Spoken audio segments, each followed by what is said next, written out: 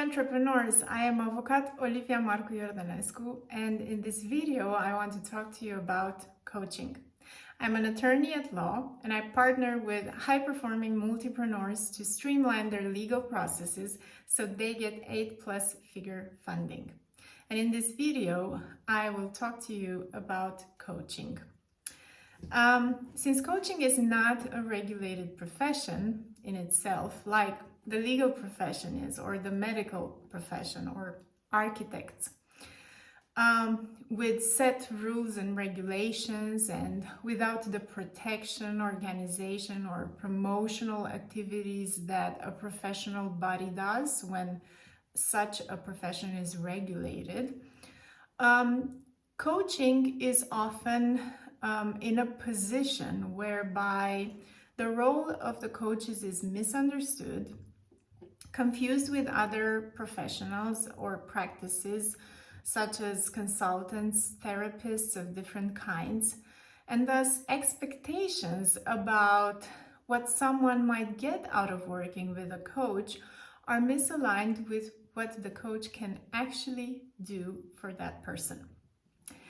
This is why in this video, I wanted to clarify the role of the coach, the nature of the client-coach relationship, and eventually, what is the legal impact on both the coach and yourself as a client if you are watching this. A coach is a services provider who, through specific techniques in which they were trained, they support their client or coachee in identifying certain goals and creating an action plan to attain those goals. And how that happens is through a thought-provoking process, working privately with the client. As a consequence, a coach is not a medical professional or therapist of any kind. It's not their responsibility to deal with mental health or well-being, actual health issues, yeah? While the coach might combine several techniques or alternative therapies in which they may be trained, the relationship coach-client is not one of doctor-patient or therapist-patient. Also, a coach is not a consultant. So essentially their work, the coaching with the client, is not of advice in any particular area of the client's life, whether personal or professional.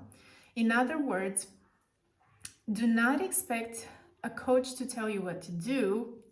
And if they do provide certain tips and tricks, then don't rely on that as a guarantee or recipe for your success. Rather, through the coaching that you will receive, you will be empowered to make the decisions that are needed in order for you to attain those goals that you identified.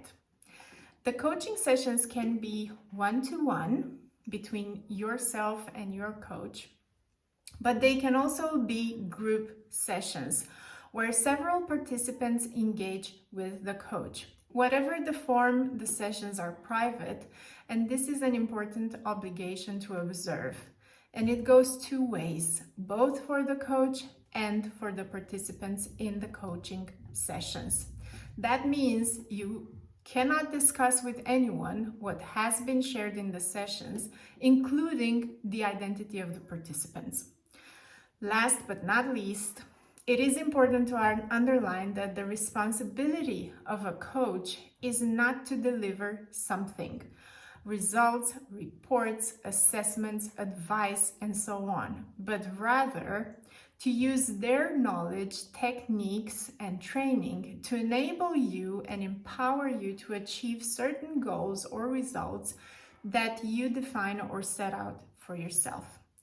And whether or not you will attain those specific goals, or most often completely different goals, is a matter of your commitment to the coaching sessions or the program, your engagement, your resilience, whether or not you are coachable, So are you doing it your way or using whatever winning formulas that have gotten you this far in life? Like, I know better, I already know this, and so on.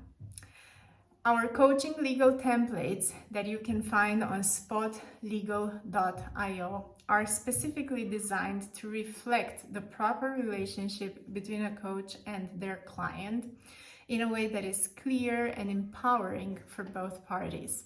Purchase today your legal template on spotlegal.io for a coaching services agreement or contract.